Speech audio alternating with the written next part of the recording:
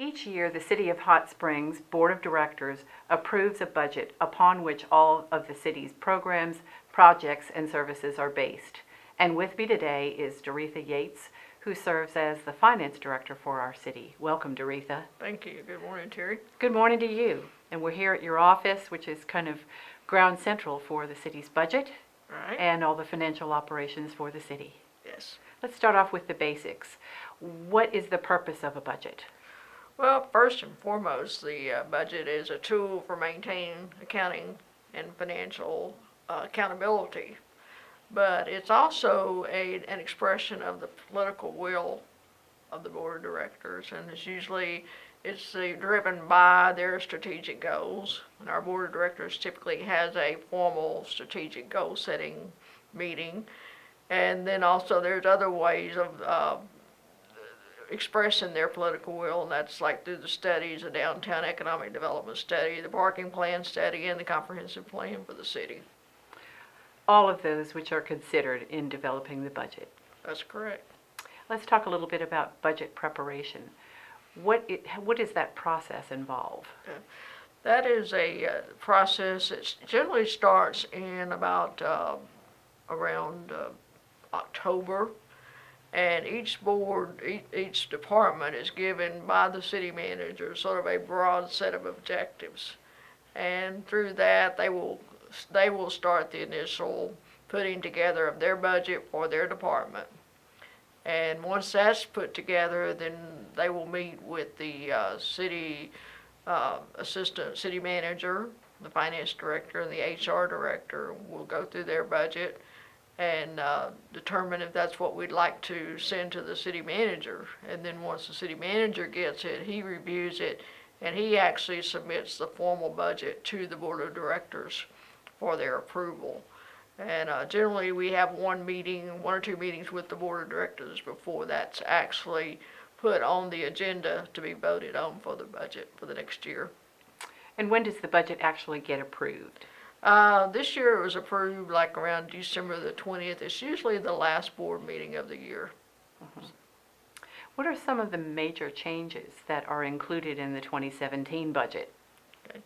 One of the biggest changes for 2017 is the inclusion of the communications system. And as you know, in 2016, the board approved a $2 million property tax to fund that communication system.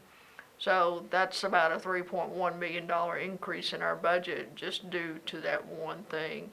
So that's a major change. Some of the other changes include the inclusion of the cost of living increase for employees, more funding for our employee health care plan, and then there are actually 5 new employees in the 2017 budget, and 3 of those, I believe, are direct results of things that the board wants to highlight, and then 2 of them are mainly due to increased activity in those areas. So those are the main changes.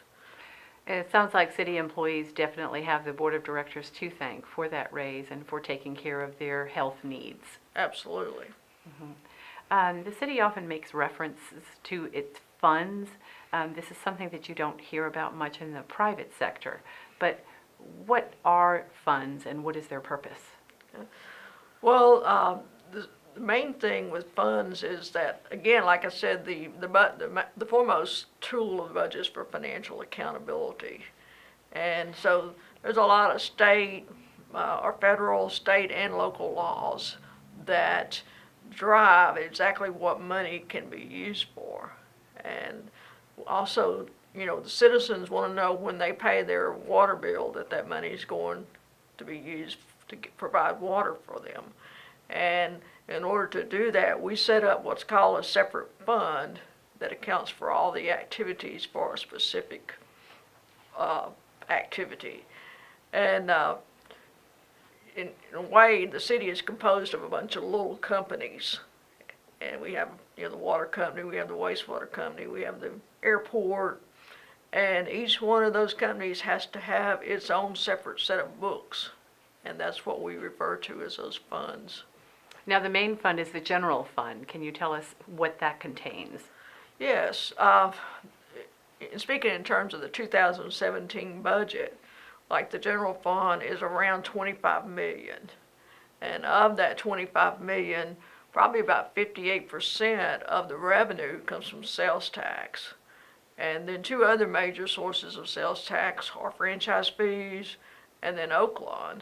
And for example, in 2016, Oaklawn contributed in direct dollars $2 million to the city's budget.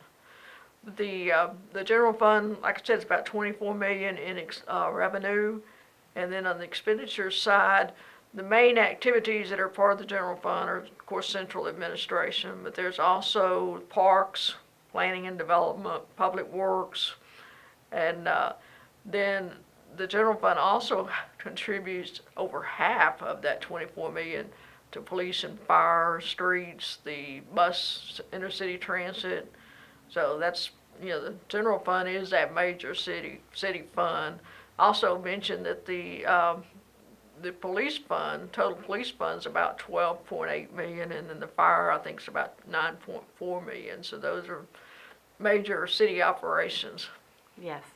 The police and fire radio communication system is an example of a capital improvement, correct? Yes. So what are some of the other capital improvements planned for 2017? Okay.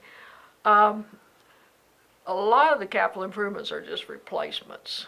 We have the city police fleet that has to be replaced periodically, a lot of utilities, a lot of trucks. So a lot of that capital plan is just a replacement. We also have some big planned expenditures this year. As you know, there's going to be some highways that are widened, some of the highways leading into the city. And so the city actually has to relocate some of the utilities. So I believe we've got over about $3 million slated just for those utility relocations. So that's a big expenditure. The communication system that we talked about earlier, I remind you that that also will be used by the utilities. So that will be funded half from that 2 mil property tax and then half from the utilities. So that's part of the utilities budgets as well. So. Let's go into another area. How does the city go about utilizing budget accountability? One of the things that we do is that within each fund, once that budget is established, then when we make any kind of purchases or anything, it is accounted for and it's compared to that budget. It's making sure that we don't overspend that budget. And so our systems, our financial management software systems are set up to allow us to make sure that we stay within that budget.